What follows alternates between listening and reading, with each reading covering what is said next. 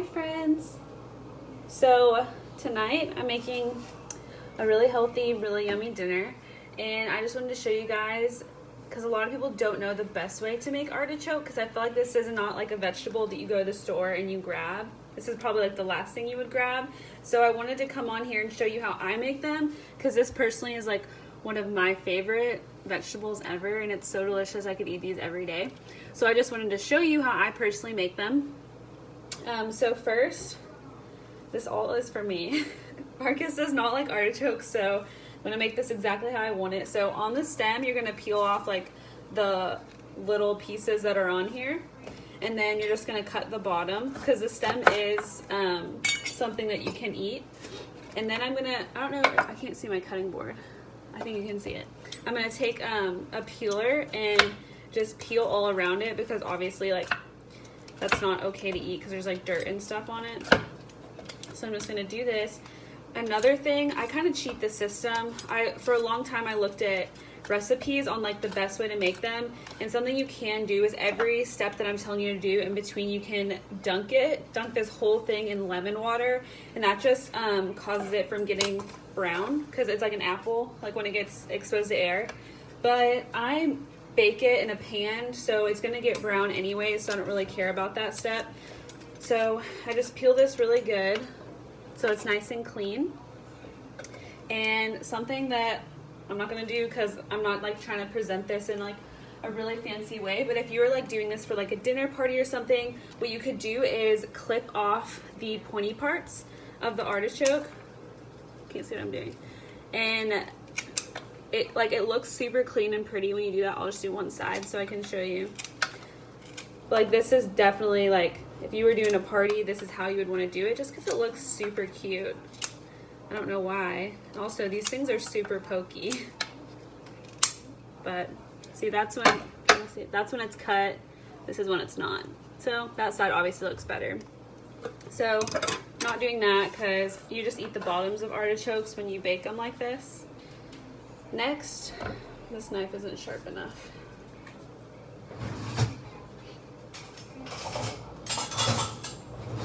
What I'm going to do is cut it down the middle.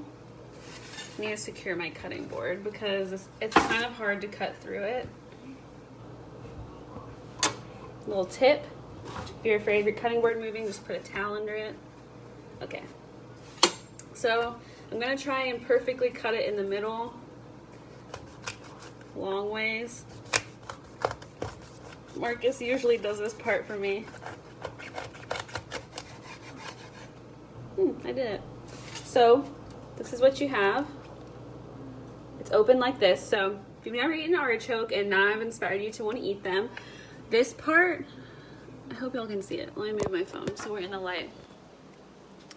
This part right here is like little fuzzy furry things. I think you can tell right there. And you're supposed to take those out before you eat them. They're not digestible, but whenever you bake them, they're much easier to just pull off, because this part right here is considered the artichoke heart. So whenever you're eating an artichoke, I'll just peel one off so you can see. After it's baked, the part, like here's the leaf, like it was just like this on here. The part at the bottom is what you will like pull off and eat. Like you literally just like bite it through and like scrape your teeth on it to get off like the meat, I guess. And that's all you eat. I like to do lemon butter with like salt and pepper in it. And I'm not eating dairy, so what I'll probably do is use this vegan mayonnaise I just got and put like lemon, salt, and pepper in it. It'll be good, kind of make like a runny sauce. But so this is what you have. And like I said, if you can have a really sharp knife, just like take out the part that you're not supposed to eat. So I have a pan like this, a deep pan, that I put foil in. And first what I'm going to do is slice up, I think you can see it, slice this lemon into slices, take the ends off.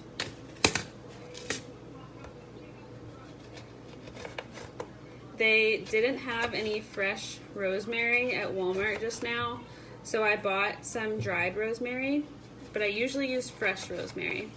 So what you do, I'm trying to think where to put my phone. I'm gonna switch it and show y'all what I do. So, putting these in the pan, I need some olive oil. I'm making some potatoes too. So, here's in the pan, and you just wanna put olive oil on the inside because you don't want it to stick to the foil. And then I'm going to do salt and pepper. I'll do the pepper in a second because it's like a grinder. Actually, my dad just got me these little things that I can do with one hand. So, salt and pepper. And then I actually haven't opened this rosemary, so give me 1 second to open it.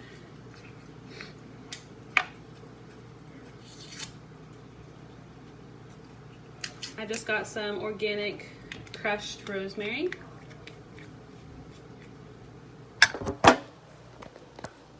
So then I'm just gonna pour that on. And it really is good whenever you have fresh rosemary. I'll just lay like an entire, like 2 sprigs on top, and then I'll put these on top of the rosemary. But when you bake them with lemons, this one's kind of cut weird. It tastes so delicious. And then, let's see if I can do this one-handed. You're gonna flip it down. Oh, 1 second. I forgot to put olive oil on the bottom. This is very hard to do one-handed.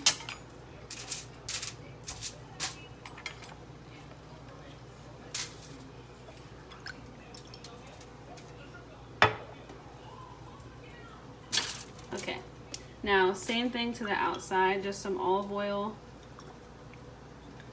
and then salt or whatever you like. You might not like the same seasonings I do. It's definitely a preference. You could make them spicy, whatever you want. So next thing to do is cover it with foil. And the reason you want to cover it with foil is because basically by doing it this way, you are steaming the artichokes. My whole life until one day I looked up a recipe on how to make them a different way. My dad had taught, I hope this isn't too loud. My dad had taught us to just boil them. And so we just boil them in water and then dip the bottoms in lemon butter. And like they weren't bad, but they just had like, really the only thing you're eating is like a vegetable. It's like taking like broccoli and dipping it in like lemon butter. Like it's not bad, but it didn't have any like true flavor. So just make sure this is super sealed because it will steam. And I did do it one time, sucked because I was really craving artichokes. I didn't put this on, I totally forgot, cooked it, and after, you're gonna cook it at 450 for 30 to 40 minutes, depending on how much you like it done. I like mine pretty tender, but I came out and they were totally hard, and I was so sad because it took way too long to like try and fix them since I didn't cover it. So 450, 30 to 40 minutes, and then they come out and they're gonna be nice and soft. Make your sauce while it's, or whatever you want to eat it with while it's cooking, and these are gonna be so good. I'm not gonna cook them yet because I'm making potatoes with dill, and then I'm gonna make chicken shawarma. I swear I could do like my whole meal like on Facebook Live, but I feel like it would take a really long live and like people wouldn't watch that. But I just made some dairy-free tzatziki sauce. This is like a Greek sauce. I used, good, I want it to get like a little bit hard because it got runny. I used this dairy-free almond yogurt that I just bought. Hi, bae. You want me to do my whole dinner? I can. I just feel like I'm gonna bore people. But I used dairy-free almond yogurt, no flavor, no added sugars or anything.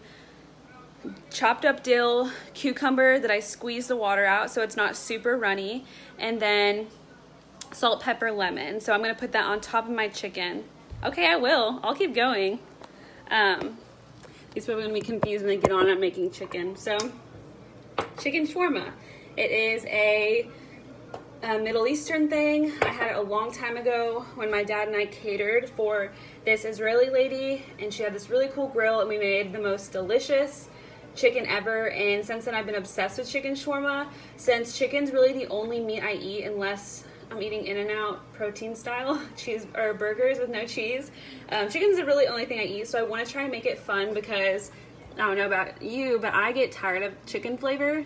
I mean, it's not like, I don't know, I just like to make it fun. So chicken shawarma, ground clove, you see this, turmeric, cumin, garlic powder, onion powder, salt, pepper, and paprika. My paprika's over here. I use so much paprika, this is almost gone. So, gonna make like a little mix of it in a little bowl. I just eye it. Personally, when I'm making chicken, if this isn't defrosted, I can't make this for y'all. But I freeze my chicken individually in bags. I think it's good. I don't know, it's kind of hard in the middle. I recently just went to Sprouts and they have the biggest chicken breast I've ever seen. I don't know if you can tell, but it's pretty big. For Marcus and I just usually use one chicken breast and then I butterfly it, which is slice it down the middle like this. And he gets the bigger half, I get the smaller half, and that's just usually how I do it. If my knife is sharp enough, it will go through the middle. So let's hope it does. I'm really weird about like cross-contamination. Every time I touch raw meat, I like wash my hands. So, I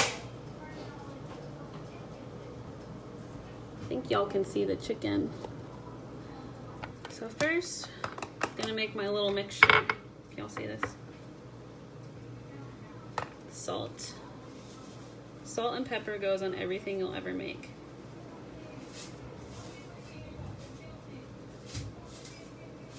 Salt, pepper. If you're just now getting on, I did make the artichokes, but Bailey requested that I do my whole dinner. So now I'm moving on to chicken shawarma. Salt, pepper, onion powder. And I'm really just making enough seasoning to fit on top of both sides of our chicken breast. Garlic powder, paprika. I really just use paprika because I like the color that it makes when you're cooking stuff. It looks really pretty. Ground clove. And I don't use too much of these next three just because they do have like a really strong flavor. Just a little dash. Turmeric. I don't really like the taste personally. If you ever had turmeric tea, it's not very good, but great for inflammation, and it makes the traditional color of chicken shawarma, which is like a yellowy tint. And then cumin, and that's probably a pretty popular seasoning. I just do a little bit because cumin does have a very strong aroma. And then just mix this up.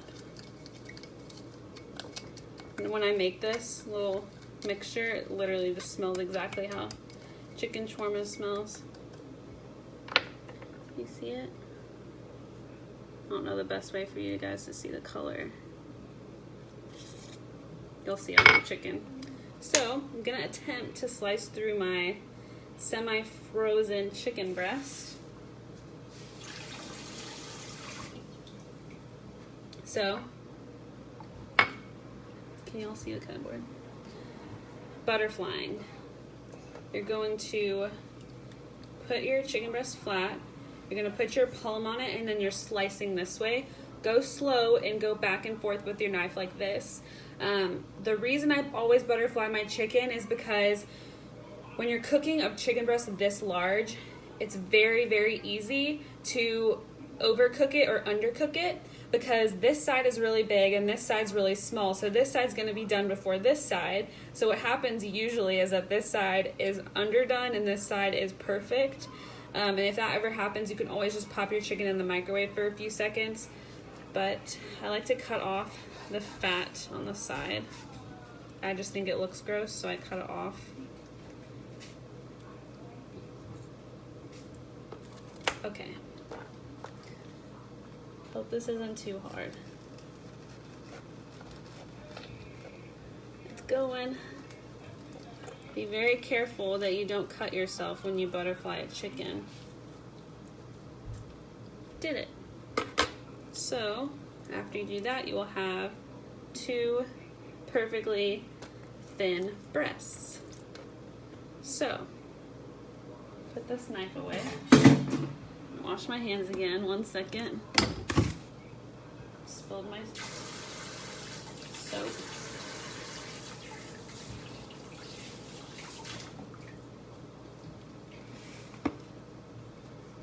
Okay, so now I'm just gonna take this seasoning mixture that I made and sprinkle it all over both sides of the breast.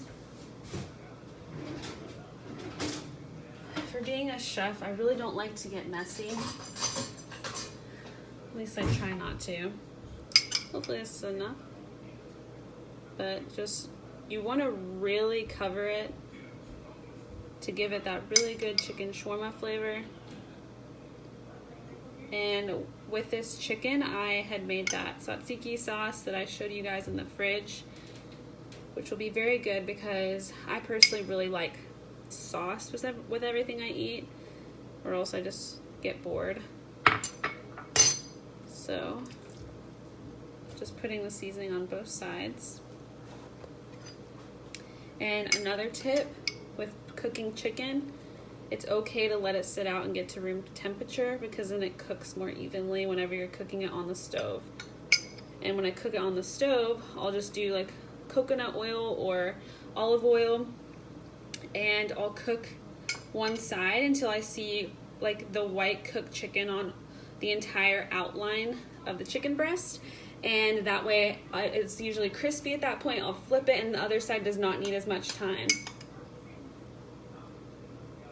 Could have made a little more. I usually don't have chicken breasts this big. Gonna be getting them from Sprouts now. So, chicken is prepped. I am cooking some potatoes, just some little, I forgot what it's called, red potatoes.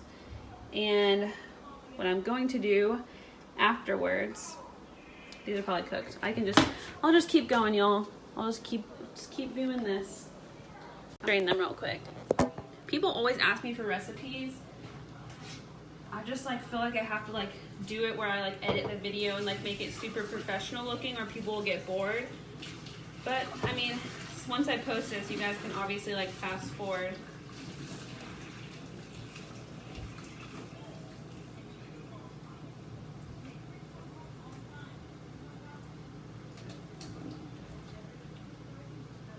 So, chicken is prepped. Going to leave it on here and let that get to room temp. And get a new cutting board because you don't want to rot chicken on what you're eating. So, potatoes. When you're making potatoes, boil and fry, boil and bake. You always want to boil first because you will get a softer, more flavorful potato. If you have a place that you go to where you really like their French fries, they probably do that method. French fries, potatoes in general are just better when you do it that way. So I just have a thin pan with foil on it. I always do foil so I don't make an unnecessary mess. What's wrong, Jen? You okay? So these are very hot. These are pretty soft, which is how I wanted them. And Marcus showed me a recipe a while ago and he's like, that looks so cool, can we please make those? And when he's on set all day making or helping on the movie set, I get pretty bored, so I just always default to wanting to make food. So, bought this smasher the other day. Never used it, so you're seeing it first. You'll see this. I'm just gonna smash it down like so. Like this, and then I'm going to use a spatula, if I have one that's clean, and transfer it over to this other pan. always want to make sure you put some type of oil so it doesn't stick.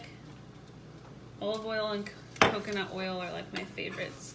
So, a little potato patty, place it down. Okay, the next one I'm not going to smash it as much, because they're going to be so cool. What happens when you bake them like this is that they're going to get super crispy and yummy.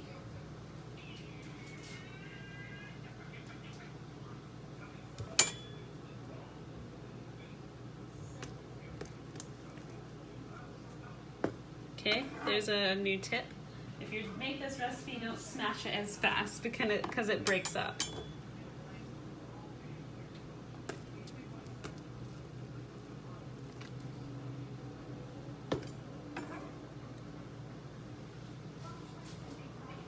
I'll show you once I have them all done, what the pan looks like.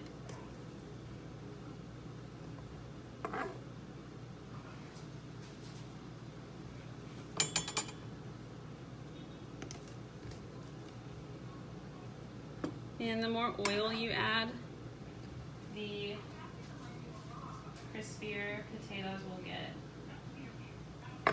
I'm just really trying to find fun ways to make foods that are good for you and healthy without feeling like you're on a diet. So I'll show you the pan. Looks like this. And I'm just gonna put olive oil on every little smashed thing.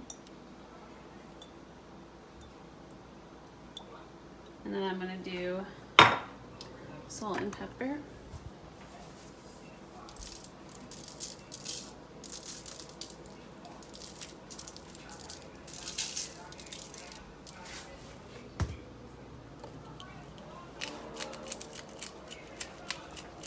And then when they come out, I will chop up some dill.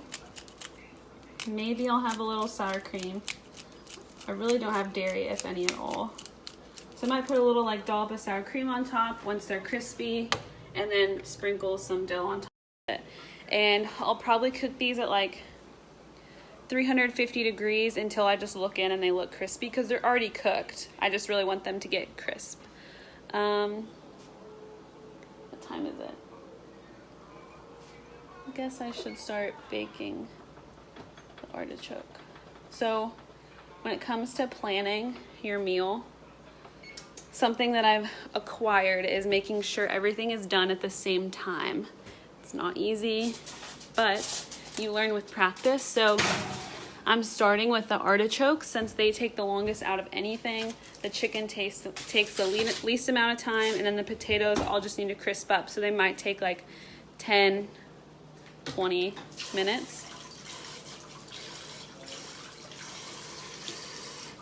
And then everything will be done at the perfect time. So, slight problem. All my dishes are dirty. If you haven't noticed, I've been grabbing everything out of the dishwasher. So I'm gonna do some dishes. I'll make this dinner and I'll post a picture of it when I'm done. If you have any questions about anything I just shared, just let me know. This is my passion. I love cooking. I hope someone likes this video and is inspired to make it. But I'll talk to you guys later and I'll post a picture when it's done.